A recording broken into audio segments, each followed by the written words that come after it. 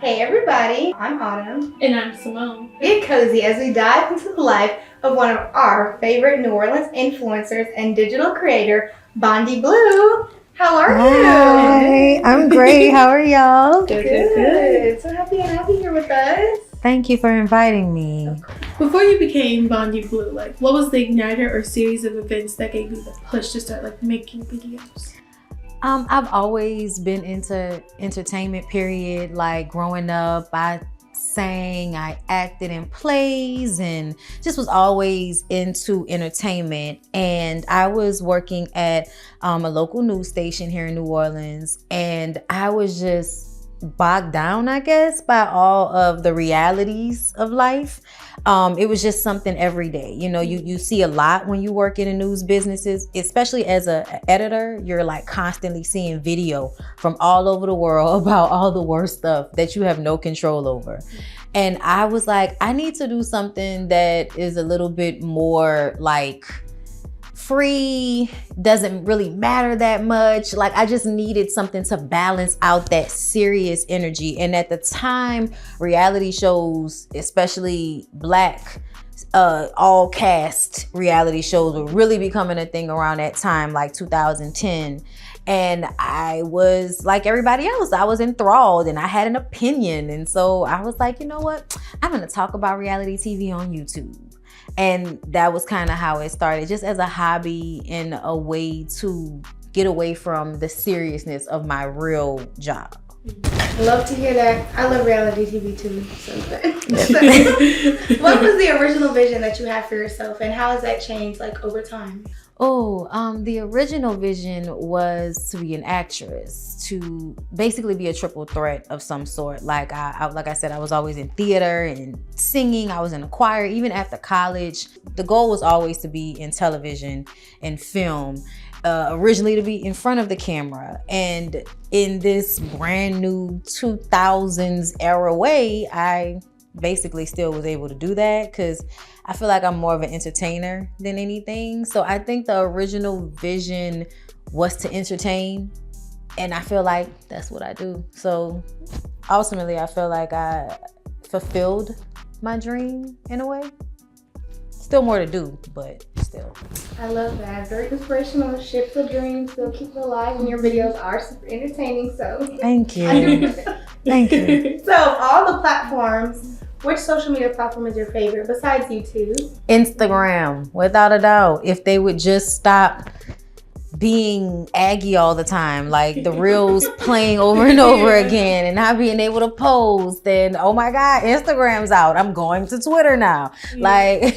So Instagram is my favorite, mostly because I like quick form videos. As a former editor, being able to put together little videos that kind of get the point across, I really love that. So how has, you keep mentioning, being an editor and that you went that route for education. How did the education that you got from LSU, from Clark Atlanta with editing, how did that really help you with where you're at now with your YouTube videos? Because it's definitely a real skill. So to be able to let you do it is even better. Yes. It has, honestly, I actually was at UNO when I got into editing. I went to a whole bunch of schools, y'all. I'm 2006 era, so Katrina happened 2006. Yeah. So since then, it's almost I cannot stay at one school until I graduated from UNO. But it helps because I can see the picture. I can see how I want it to look. Even there's a rhythm to putting music to certain videos. So for instance, I just went to Ghana for the first time in November with a travel company called Reset by Design Wellness. And it really was focused on rediscovering your roots. So we got DNA tests and I found out where my matrilineal line comes from. And that was really interesting. And so it was so important to me to put these videos together in a way that really invoke the feeling. And especially this one, we went to the slave castles, and I put the Bob Marley song behind it, and I have the video of us going through and everything. And I think it's because I was an editor, I can see it. I can hear the rhythm of it, how it's supposed to look, how it's supposed to feel. And I do think it's a part of why my Instagram, is something people really like to look at. Not as much as I would like at this point, but you know, I'm almost at like 40K. That's not the worst, you know. So Numbers. you know, it's okay. So I can be better, you know. But I mean, I pat myself on the back for it, essentially. But yeah, no. The editing definitely helped me be able to create more beautiful imagery, and plus being a photographer, starting out doing video and then going into still photography, which I also enjoy. So like being able to put all of those components together, like it definitely stems from sitting there cutting, putting stuff together to get the whole video together, to get the project together. Because even in the news business, it has to have a feel. You know what I mean? Like, even though it's cut and dry, this is what happened that day, it still has to invoke the emotion that it's trying to get across. And I definitely feel like that helps with how I'm able to work in my content. Most definitely. So when most people think of an influencer, they think of like LA, New York, Atlanta, and the other big hubs. Like, what has been like your greatest joy of being an influencer in New Orleans? Oh my gosh. Being able to be a tourist in your own city is one of the best things, I feel like. I think there's no other place like New Orleans. Like, I've been to a lot of different places, and a lot of places have a great vibe, good food, you know, but it's something about not only here, but then also being from here and being of the culture. Like, I grew up masking Indian with my family. You know, like, I'm Catholic and went to prep, and you know, my parents, you know, everybody like is so into the culture here, and it's so important because I feel like it really gives me the perspective of someone that you really know what it's like to be from somewhere hype. Like, you know what it's like to be from somewhere dope, and people love your accent, and you know, you cook and the food's really good. Like, it's always a plus for me that people are like, oh, I love the way you talk. And you know, like, you don't get that from everywhere. People don't be like, yo, I love your New York accent, bro. Like, nobody says that. Like, you know what I'm saying? Yeah. But if I have to get, you know, asked to say baby 500 times, you know what I mean? I was gonna ask, but I'm so glad that you said it. No, people always do it. But I love it. I love it, you know? So I feel like it's different. It's more, grassroots in a way. And you know, it used to be like a hidden gem. Now everybody knows about it, and you low-key be like, you know, I know y'all like it, but please sometimes go home, just so I can get around in less than 30 minutes like I'm used to. Because anytime I go anywhere else, the traffic is so jarring to me, because New Orleans is such like a close place that it doesn't take you long to get anywhere. Like, it's just dope to be from here. And then as far as influencing, there's always something going on. So like, it's easy work to go to the French Quarter Festival and be like, you know, we're out here, this is what we're doing. And you kind of become an influencer just from sharing. And I'm a sharer. So it's cool to have so much culture to share. I love that. So can you talk us more about your podcast series and how did you get into that? Okay, I do so much. Oh gosh. Okay, so my podcast, which honestly I haven't been on as much, because YouTube, you do, you know, the videos, the lives, the streams, and then podcast is like, you know, I might have decided to do something like old reality shows and not really like commit to getting that done. But it's really whatever I feel, and that's what I love about it so much. Like, I really get to do whatever I want to do on any given day. Like, so right now with the reality TV, it's not as popular anymore. So now I'm more so talking about current events and entertainment, which kind of, as I'm getting older, is pushing me a little bit more into the politics, and I'm like, I don't want to do it, don't make me do it. But I grew up conscious, like, you know, my father was someone involved in politics, ran people's campaigns. I used to work at civil district court. So like, you know, it's like everything that I've lived, I guess, is what I've been putting in my art when it comes to podcasts, when it comes to the reality shows, the videos, the lives, whatever. It's all the same to me. But now I've started to do like live shows.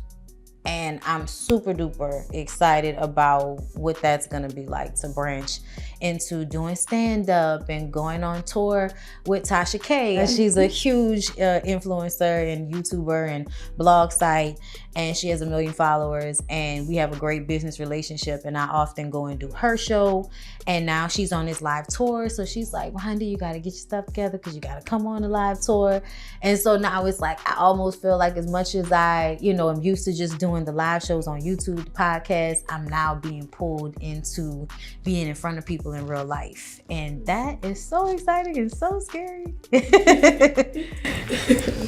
that is so exciting. Looking forward to that journey that you're starting. So can you tell us just a little bit more about you getting into stand-up, like whatever you can share about that? We love to hear about it.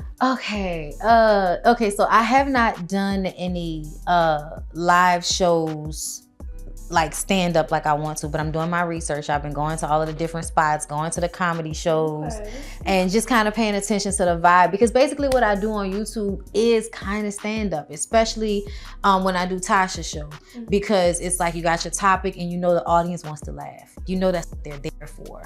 They want to hear about what's going on. They want to hear about the mess, but they want you to talk about it in a way that is comical. And I ended up falling into that, and now I'm like, I always kind of wanted to do it, but felt like I wasn't a comedian, and comedians are more, male dominated, I'm a Dave Chappelle fan. I'm a, so many, Eddie Murphy. I even go back, I hate to say it, child, but even, I grew up on Bill Cosby stand-ups and stuff like that. Like, you go and listen to it back and you're like, that's interesting. Now it all makes sense. So I was kind of scared to get into comedy because, first of all, it's hard. It's scary. People are gonna boo you and talk crazy to you. But I'm from New Orleans. I'm used to people talking trash to me. Like, if there's anything we do, we rib each other out here. So I'm like, okay, I can deal with that. But doing the live shows and kind of actually standing up with the mic and moving around and doing all of this stuff with your body to be funny, like, it is definitely different than what I do on YouTube. And so I'm doing my research now, but I feel like I'm getting these like little tidbits. Like, I host that jamming session sometimes at the NOLA Jazz Market, which is always really, really fun. And I'm able to kind of try it out and stretch and, get out of my nervousness. So I'm working my way to it, but I guarantee y'all will see me at some point. Looking forward to seeing you. Looking forward to it. Thank you. Okay, so can you give us more of like an inside look of like your creative process? Like, people don't know like what you do is not easy, and when do you find the time to do so? It's actually really time consuming. So with the reality shows, for instance, you have to sit down, you have to watch the show, you have to make your notes so you know what you're talking about. That's one thing. But the actual entertainment stuff, the news stuff, is constant. Instagram, Twitter, you're just on your phone all the time saving stories. Every time I see something that I know people might want to hear my opinion, saving. And then the days when I actually, it's days to put out that content, I sit in front of my laptop and I basically decide which stories we're going to tell, how long this story is going to run, the placement that they need to be put in order to keep people's attention. Then also the content that might be a little bit more risque that I might get demonetized for, which will go behind a paywall. So honestly, the work never really stops. Like, even when I'm out, it's hard to stop. So like, I'm gonna go to an event after this, I'm probably gonna turn that into some mini reel. Like, it just kind of never stops. The process is just really extenuous, I guess. Like, it's just always on. I have to actually schedule time to stop. Like, it's hard to stop working, and because I work for myself, it's just 24 hours, 365. Do you want to shout out anyone else that you think is doing a great time with YouTube, New Orleans, and influencing the culture, and that you really enjoy collaborating with? Oh, goodness. As far as people being from New Orleans, shout out to Chris C. Diggs for actually sending you guys my way. He's another YouTuber. He does pop roast with our friend Alexander Diane Rogers. So I love them. I want to shout them out because we love collabing together. chilling together. I also have my own panel, and they're not from New Orleans, but it's, you know, my girls. It's called the Ooh Ladies First panel. And we usually go up on Thursdays on YouTube. It's me, my friend Niecy Dixon, and my other homegirl, Jamie, that's me. And of course, just shout out to New Orleans as a whole. I love us for real. And when I think about like another YouTuber, and I don't know her personally, but I do want to shout her out because people are always asking me if I'm her. And I'm like, I've been doing this for a long time. So if they confusing us, good for you. So Voodoo TV, shout out to Voodoo TV, because people always ask if I'm her, and I'm just like, no, I'm not her, but I know her. You know, I know her content. So shout out to Voodoo TV, another New Orleanian that's doing amazing work on YouTube. Wonderful. Love to hear that. So tell us, Bonnie Blue, like, what's your POV of New Orleans beyond being a digital content creator? Like, what do you want people to think or feel when they hear the name Bonnie Blue?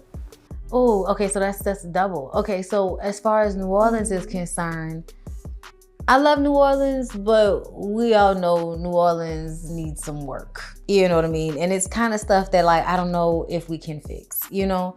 But I do love it here, and I want it to retain its authenticity. I want it to retain its realness. The people that are from here, that live here, that are at the second lines every week on Super Sunday or every other Sunday when they're under the bridge, like, you know, uptown. I want the culture that we have here to persist, and for it not to be obscured in such a way that it's no longer authentic to the people that live here. Because I think there's a real fear of New Orleans becoming so touristy that it's no longer for the people that are actually from here, that build the culture that people want to come and experience. So that's the thing I feel like is most important when it comes to New Orleans, like us being able to retain authenticity while still growing and offering opportunity to the people that live here, because it's hard to stay here. It's hard to live here. The infrastructure, the boil water advisories, the crime,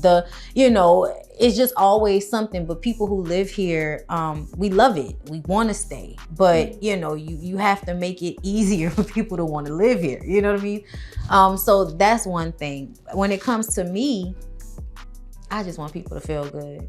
If they remember me, I want them to remember me as somebody that made them feel good, made them think, especially made them think about something in a different way, but walk away from me better than you found me. So. Definitely. I love to hear that, and don't be afraid. Everybody that comes, they want to stay. Oh, I've been here for 3 years, and now I'm from New Orleans. No, that's really, listen, I just saw a video the other day with somebody, and they were like, I'm from New Orleans, right? They're not from New Orleans. Like, I live here for college. It's like, we get it. We get it. You be here for a minute, and all of a sudden, you're talking a little bit more like us, and 3 months later, baby, what's up, and all of that. The yeah with the yeah, let me holler at y'all, of that stuff. But yeah, meeting you has been great, and thank you for spending time to talk to us and share your story. Thank you so much. I appreciate y'all. Yes, we're so happy to have you here. We want to thank everyone for joining in to learn about points that don't disappoint. We want you to share your point of view. Who do you want to join us next on a future episode? Let us know in the comments below. Please donate and give us a thumbs up, share, and subscribe. Share this video with your friends and family, and don't forget to hit that notification button. Until next time.